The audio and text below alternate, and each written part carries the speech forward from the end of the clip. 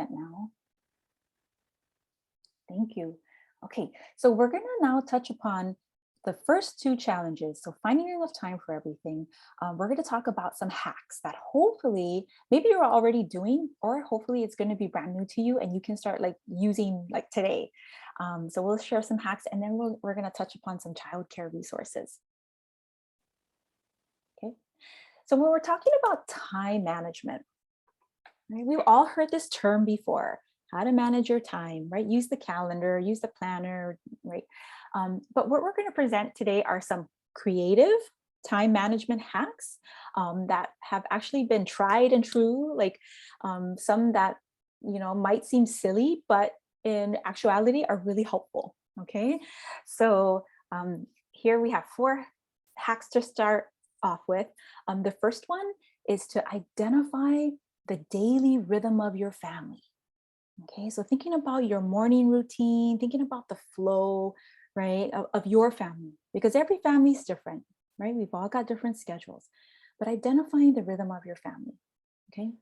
And then finding out where are your study pockets in that rhythm and in that flow, right? So for example, maybe you've got 2 kids. Okay, you take the first one to school in the morning, right? You rush off. If you have, if you know that morning routine, the struggle is real some mornings, right? Put on your shoes, get your backpack. Where's your water? So you get in the car, you take your kids to school, drop them off, right? And then you come home, and then maybe you've got your little one that's still at home. And then maybe it's nap time, right? Okay, so by that time you put the little one down. All of a sudden, there's your study pocket, right? You've got, like at least 45 minutes to an hour if you're lucky. Yeah, sometimes only a half an hour. So there's your first study pocket, right? So you go on throughout your day and you figure out where those pockets are, okay? Now, once you figure out where those pockets are, then you get smart, okay? And you think to yourself, what will I do in my next pocket of time? Will I read that chapter for that class and get that done?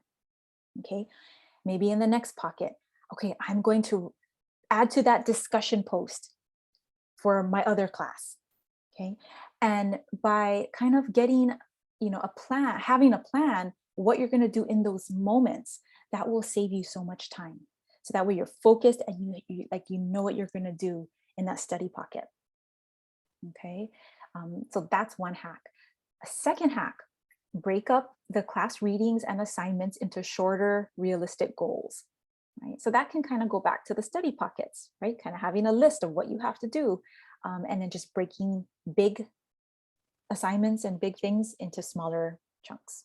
Okay, so it's more realistic, right, for the amount of time you have. Because we know as student parents and working parents, we don't have like 5 hours to sit and just like enjoy the chapters, right? Like that's not realistic. We have like short pockets. So using those wisely. The third one, this is about, again, the study time. So studying while your kids are at activities, using a hotspot. Okay, this is something I learned about like in my last semester in college. My 13-year-old daughter actually said, "Mom, why don't you just use your hotspot?" And I had no idea what a hotspot was. So like on your phone, I know plans are different, but you can actually like turn on a hotspot and then your laptop works because it connects to your phone. And that was just like, I was so excited. So now I could sit in my car and write papers while she was at her sports practice. And that was just like amazing. That just made life so much easier to have that hour of time to do schoolwork rather than just sit there or, whatnot. And then another one is in the parking lot while you're waiting to pick up your kids, right? Instead of fighting the traffic, maybe get there early, like 30 minutes earlier. Find yourself a nice parking spot while you're waiting for your child to get out of school. You can also be there studying. Bring some flashcards, use them while you're waiting, wherever you are, whether you're at one of those long stoplights. Sometimes some of those stoplights on the road feels like you're there for like 15 minutes, while you're waiting, instead of just zoning out, right? Or, I'm sure you're doing other things too, but that's a good time to just kind of go through flashcards. So yeah, just finding, those, and keeping the flashcards in your bag. Maybe you're like in a line at the grocery store, whip them out, and just kind of like maximize that time. Okay. And then the fourth one, about creative time management, is really about communicating your needs with your support circle, right, in advance. So, hopefully you have a trusted family member or friend that maybe can lend a hand. And by giving them some advance notice and planning that, maybe they can offer support.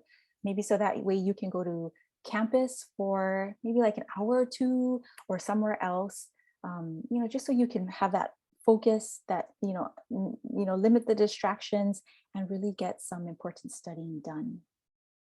And then, by coming to campus, this is actually the perfect time to come to campus. Campus is empty.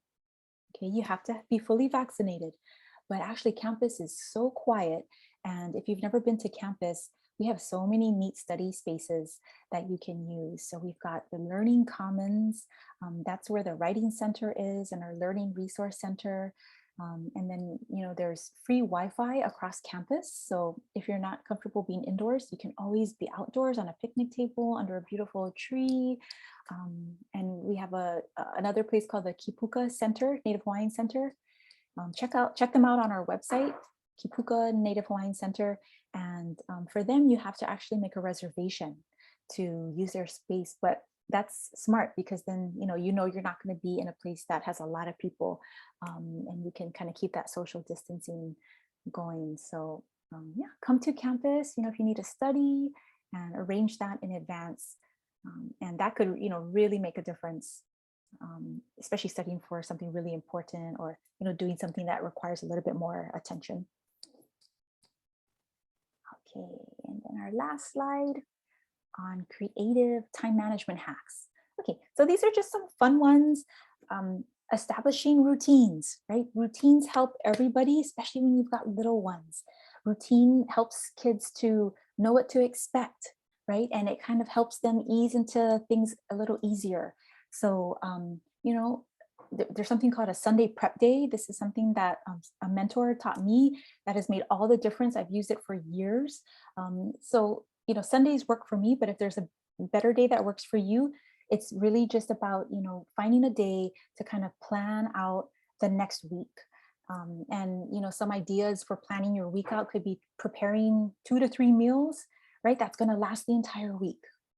Right. So that way you're not every day having to figure out, and it's not like such a big ordeal every day. That can be a stressor. So, preparing 2 to 3 meals that last the week. This is a good resource here. You can follow them on Instagram or your social media page, at Kids Eat in Color. Kids Eat in Color. Yeah. This is a fun one. Good recipes and good ideas for you and your family to try out. Laying out your outfits for your kids and getting them involved. They can do this, right? Monday through Fridays. They pick out 5 outfits and, make it fun for them. Getting their school lunch and snacks ready. So anything you can do ahead of time that will make your mornings less rushed, less stressful, that will really help to conserve energy. Okay. And then the second one, preparing homework for your little ones. So the ones that are still home, right? The ones home with you as you are doing school online, they see you on the computer. They see you studying, right? They know you're not paying attention to them. So they're like, what are you doing? And that's the time like they want to come and like bother, right? And see what you're doing. So this idea is around giving them the homework, right? And making them feel included and important and involved, and making like, this is also their journey too. So you can prepare these little homework kits, and you can get creative with it. You don't have to go out and buy things, but just things that you have around the house, stickers or scratch paper or markers, and then give them homework and set up a little area for them and explain to them, you're going to be doing what mommy's doing or what daddy's doing. Taking it out, especially when you need it the most, like maybe during a synchronous class, right? Synchronous online class where you have to be in the class, right? So that's when you take out that homework kit for them. That'll keep them occupied for at least 30 minutes, hopefully, and give them that homework. And then screen time. I don't know about you or how you feel about the screen time, but I feel a lot of guilt around letting my kids, be on the computer or the iPad or the iPhone or what have you, for extended periods of time. So this tip here about rotating apps on your devices is kind of a cool idea, because it's the idea where, these apps can be beneficial and they can be for learning, right? And there are some really good interactive apps like PBS Kids. That's a good one for kids ages like 2 to like 5. But rotating the app, so taking some apps off, right? So then, they kind of forget about it, or say, oh, that app is taking a break, but here's this app. And rotate them, every couple of weeks, and that keeps them like interested, and they don't, get bored of the same apps. And I learned this from my 4-year-old, who kept wanting, he kept wanting to download new apps like every day, and I'm like, wait, I just downloaded one yesterday, and then, and then for a while we had like 20 apps at one time. I'm like, this is ridiculous. No, you need to have like, just like 4 apps. Focus on those, master those, and then we'll get, so figuring out clever ways to manage the screen time. And then the last 2 bullet points here, a way to kind of manage your time as a student is working with your academic advisor or your counselor. Okay, so working with a counselor, we can help you create an educational plan based on your needs, right? Based on what is a reasonable credit load, or how many classes you're taking. A lot of students I work with, they feel like they need to be full-time students because financial aid will only pay for full-time. That is not true. Okay, that is like the most common misunderstanding. Financial aid will only pay if you're a full-time student. No, financial aid will cover you if you are taking at least 6 credits, at least a part-time student. Okay, so between 4 classes and 2 classes, that can be a big difference, right? In your time and in your success. So, figuring out what's a good credit load that you can balance and manage with your family. That's important. And then also exploring different academic programs. So we have a program, and I'm so excited. We actually have the counselor here from that program, our online AA program. Our counselor, Jordan Luton, is here. That's a great program for working parents. With our online program, you take 3 classes a semester, okay? But instead of taking all 3 at the same time for the whole 16 weeks, you take 1 class at a time, 1 subject for 5 weeks, and you just focus on 1 subject for that 5 weeks. It's intense, but it's just 1 subject. And then the next 5 weeks, it's the next class, the next subject, and then the 3rd class. So that might be easier to manage when you think about it, right? So that's just one example of how, we can get creative and create a plan just for you. And then this 4th bullet, my colleague, Corey Adler, she wanted me to share this with you all. She couldn't be here today, but she's our sociology and women's studies professor. She wanted me to remind you all that, as you're taking your classes, and as you're, of course, striving, right, for those A's and to reach your full success and potential, just remember, 100% is great, okay? But 90% is still an A, okay? We're not telling you to lower your expectations at all, but we're saying be realistic with your expectations and be kind to yourself, okay? At the end of the day, sometimes, right, it's okay. It's okay not to get an A. And my philosophy when I was in school was good is done. I will take the B, it is fine, but good is done. Sometimes you just gotta get that assignment in at 11:58. Like the world is not gonna end. You will be okay. Okay. And then finally, the last bullet point here is schedule fun and downtime, just like Julia said. That is important for yourself and for your family, just that moment to like not think of school for a little bit, and just have fun. This improves your productivity, right? That creativeness, having fun actually helps you to come back and do even better in school. So make sure to include that time in your time management. All right, well, hopefully these hacks were helpful. I'm going to now turn it to my colleague Kanisha, and she's going to talk about some childcare resources, which was another challenge of our student parents. Yeah, thank you so much, Nicole. When we did the student survey a couple of years ago, the second kind of most common thing that students were requesting was more childcare resources. So this is just a short list. It's by no means exhaustive, but just some suggestions of resources that are in your community that might benefit you and helping to care for your children. So the first one that I have here is Patch.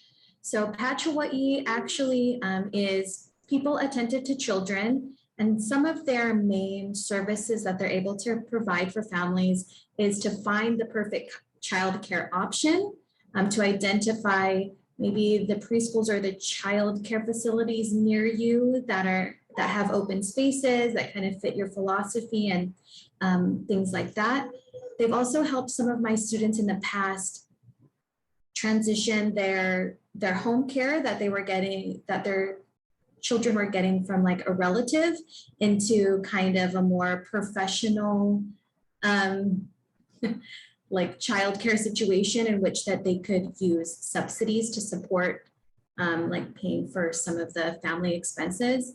So Patch is a really great resource for identifying childcare, kind of categorizing childcare. And they're also the administrators of Preschool Open Doors. So if you have a child that is 4 or 5 and is in that year right before they would go into kindergarten, they can apply for Preschool Open Doors as long as they have a preschool identified, and they may be able to get subsidies to pay for that care. So their application is actually open right now and is until March 31st. That's their application acceptance period, from like mid-January to the end of March. The next resource that I have listed here is Childcare Connection Hawaii, which is administered through the Department of Human Services. So they provide federal childcare subsidies for families. Prior to 2020, there used to be an income requirement to be eligible, but that's no longer the case, at least for now. As long as you're showing that you're either employed or you're in school, your children may be eligible for a subsidy. So of kind of the list of resources I'm sharing with you right now, Childcare Connection is the only one that you'll see that goes up to age 13. So if you are eligible for the subsidy, you can also use it for before or after school care. Like if you're working and you need to have your kids an A+ or something like that, the subsidy can actually cover older kids. The application is not too challenging itself, but the process is a little bit long. And because there's so many more eligible families these days with the income requirement gone, it is taking it a little bit longer for the applications to get approved. So that's the negative about it. But the positive is that if you are eligible, they'll back pay you. So say you applied in February, but you don't get approved until July, they'll go from the eligibility date of when you had submitted the application and been approved, rather than when you had been approved. So they'll back pay you for the months that were missed. And so most of the time, the most convenient way is for them to pay your childcare provider directly, like your preschool or the A+ program and things like that. The next resource I have here is Keiki Aina. So this is there are family resource centers across Oahu. So they do have a preschool, they do have scholarship for preschool students, but they also have like parent participation programs. So if you as a parent or maybe the grandparent or the caregiver, and you want to do maybe something a little bit academic with the child, then you're able to either take like parent participation classes at the center, or they do have some programs where like an educator can come into your home and teach you a little bit about how to work with your student to bring like culturally relevant practices, as well as just like kind of some academic fun into your home. And on top of that, it being like a child care provider for Keiki. They also have like family services. So for like rehabilitation, or for like families wanting to do some maybe family counseling and things like that, those family programs are also available through the centers for Keiki Ohana. So just, they also have cultural workshops. Like I signed up my son for like virtual hula on like once a month, things like that. So they have some fun programs too. The next page here has 3 additional resources. So the Kamehameha Schools has a Hawaii Keiki Scholars. So if you know that your child is going to go to one of the Kamehameha schools, including the Kamehameha preschools, their application for scholarship is still open for that group of students. If your children have been admitted to a school for the next academic year. But just for some foresight, they don't only provide scholarships for students at the Kamehameha schools. They also provide scholarships for students going to other schools, including our Leeward Family Center. So the application will go live in August and go through to December. So even if you're sending your son or daughter to a local preschool, you might still be eligible for this Keiki scholarship. 2 more of the list. The Honolulu, oh gosh, I just forgot that. Community Action. Community Action. They are the group that administers Head Start and Early Head Start. The Head Start programs are accepting applications now as well, and they're always accepting applications, just like Child Care Connection. And the financial eligibility varies from year to year. So their recommendation is just to submit the application first before you determine yourself if you're eligible, and they'll help to determine if you're eligible for Head Start or Early Head Start. So Head Start is like, I think there are about 70, 75 preschools around the islands that are part of Head Start. And students, kids don't need to be potty trained, and 3 to 4-year-olds can be in Head Start. And Early Head Start actually does start from prenatal.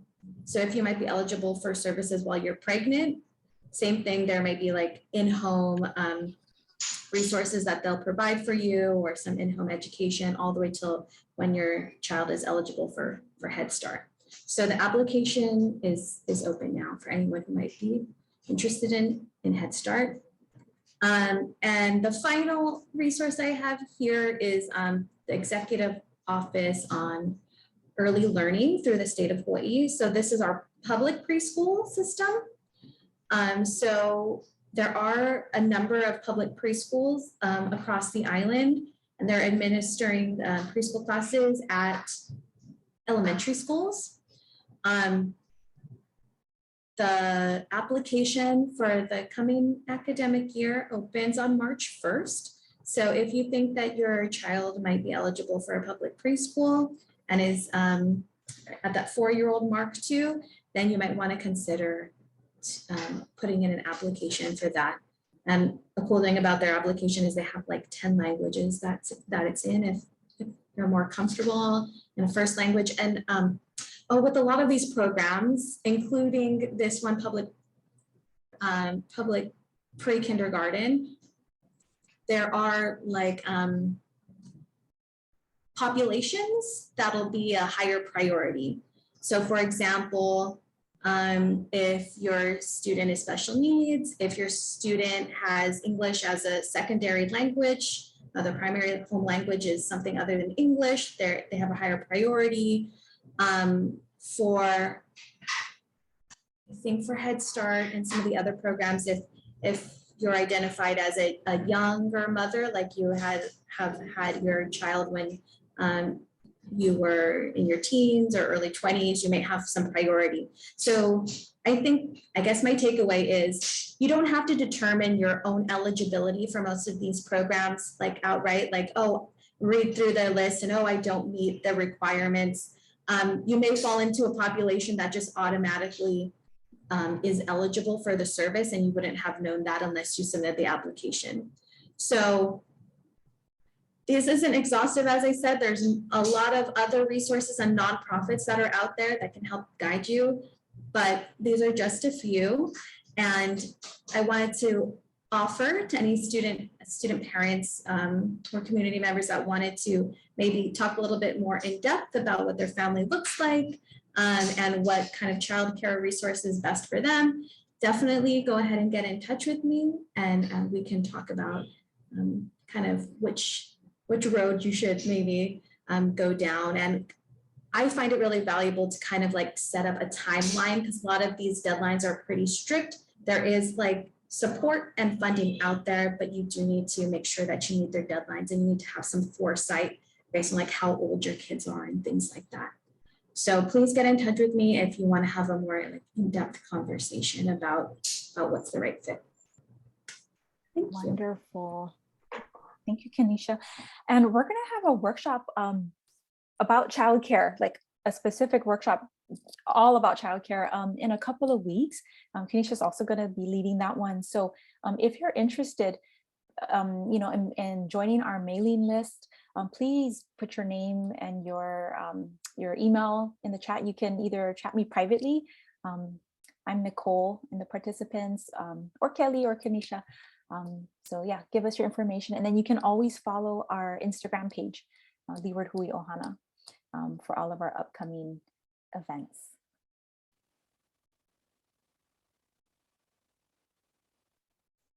Okay, so we are winding down our workshop here, and at this time we are just really interested in hearing from you all, and specifically this question.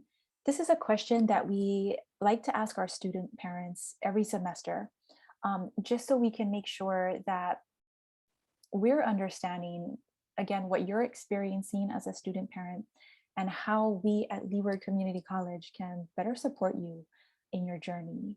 So this question is, what would you like your instructors to know about being a student parent or caregiver while pursuing college? So if anybody would like to share, what would you like instructors to know?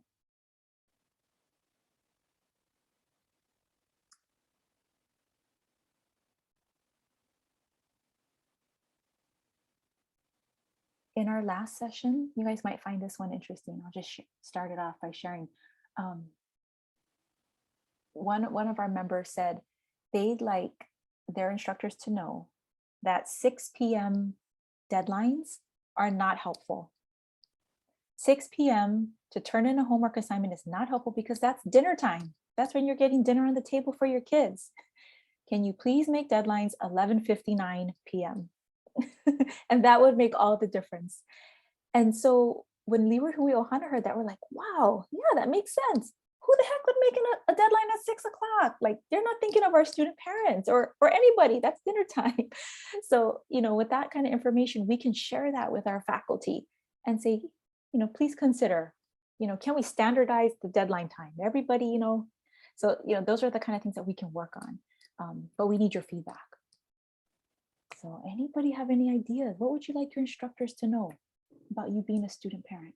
I think I might have said that actually. I was in another parent-student workshop and I really... It was you, Juliet. That's right. Our getting to know workshop. Yeah. That was your brilliance. That's right, my dear. Thank you. And I'm so happy to hear it again though. So I'm like, oh, you guys actually heard We heard. me. We heard that. Yes. That's so awesome. It was powerful. So I'm sitting here, I'm like, wait, that's yay, because it's so true to expand on that. That's so true. Yeah. Thank you. Because like tonight I'm a little bit behind, go figure. So I have a quiz due tonight and it's due at 11:59 p.m. and I'm not stressed about it because it's like the 4th quiz this semester and I know my average is I take 20 minutes to do it and my kids are asleep by 9 o'clock. So with that math, I'm in the clear. But I get off at work at 4, my babies are eating dinner at 5. If you happen to turn in at 6, I'm You're toast. Yeah, you're out of luck. Yeah, Yeah. I'm totally out of luck. So Good. Well, wishing you well tonight on that. thank you. Another thing, I don't know if this is, I debate with myself about it. So I have different professors' styles, of course, everybody's different.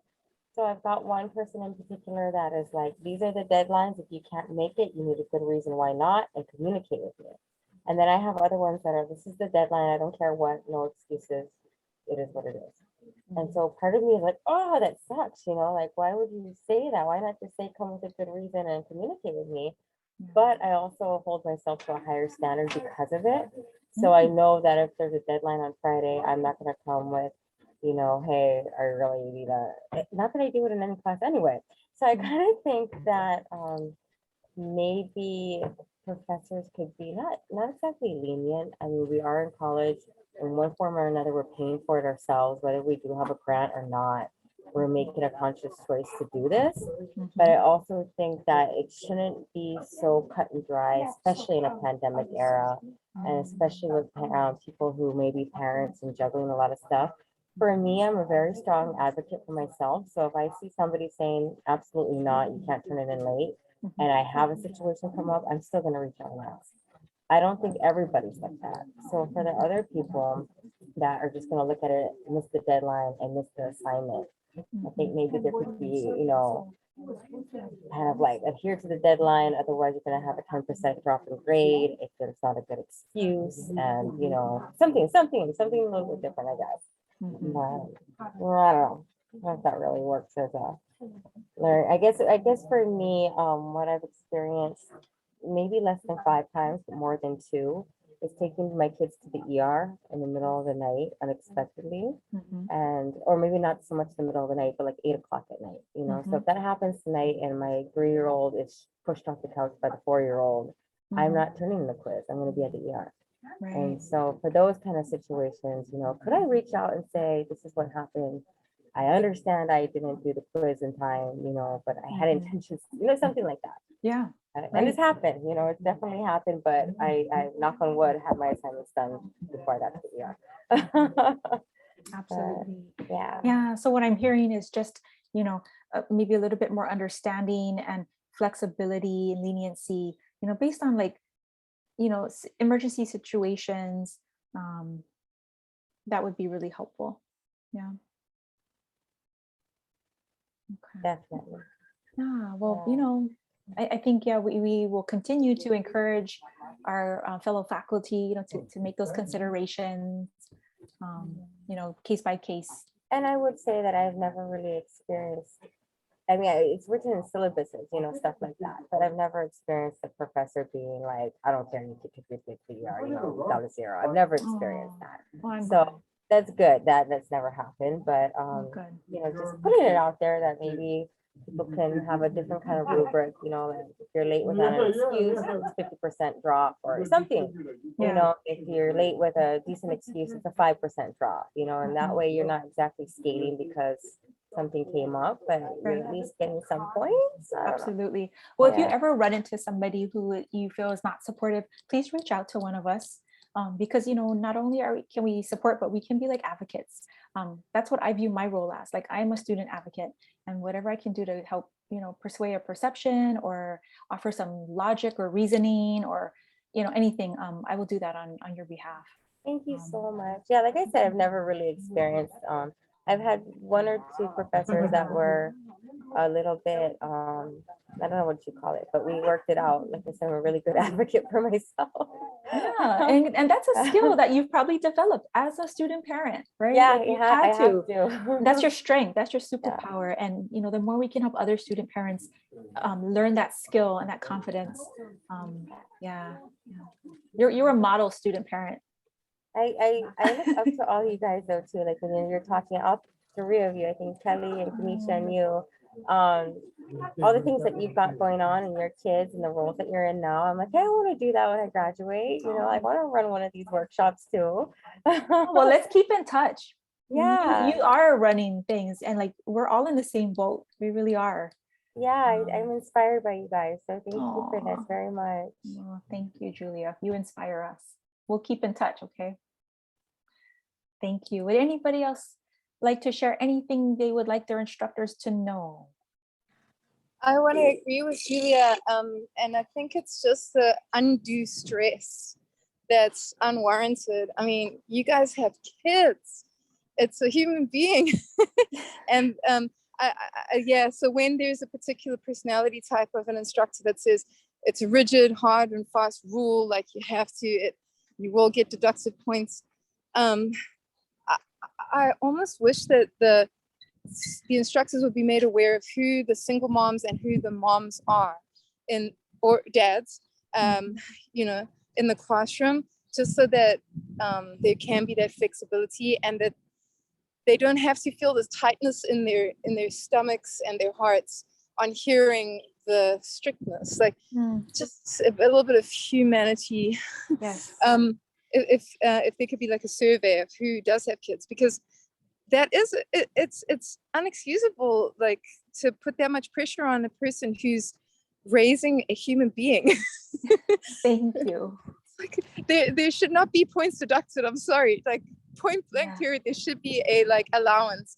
In fact, I almost wish that the instructors would say, agree that if whoever they're aware of that has kids, they just can hand in their assignments when they're ready, within, like they could even be a week late. It just doesn't matter, because they should just let that go. They've already got so much stress. To add the stress of that deadline pressure is just inexcusable. It's inhuman, because like it's a human being they're raising. But for all the other people in the class who don't have kids, yeah, okay, come on, do you get it done by that date? Like there's no excuse. And then we'll try our best, you know, but yeah, for parents, just to let go of that stress. We don't need the extra stress. Thank you. Well, thank you. We will keep in touch with you, and maybe when we write those policies, we need your words, because they are resonating in our hearts right now. And thank you for just being so supportive and understanding. Yeah. Okay, well, let's go to the next slide. Thank you for those thoughts and sentiments. I just wanted to close with a couple of visual quotes. I always like to look at quotes and let it be a source of inspiration or motivation, just to help you, to keep going in the journey. This one here is by an author and illustrator, Alessandra Olanau. She wrote a book called I Used to Have a Plan, which is hilarious.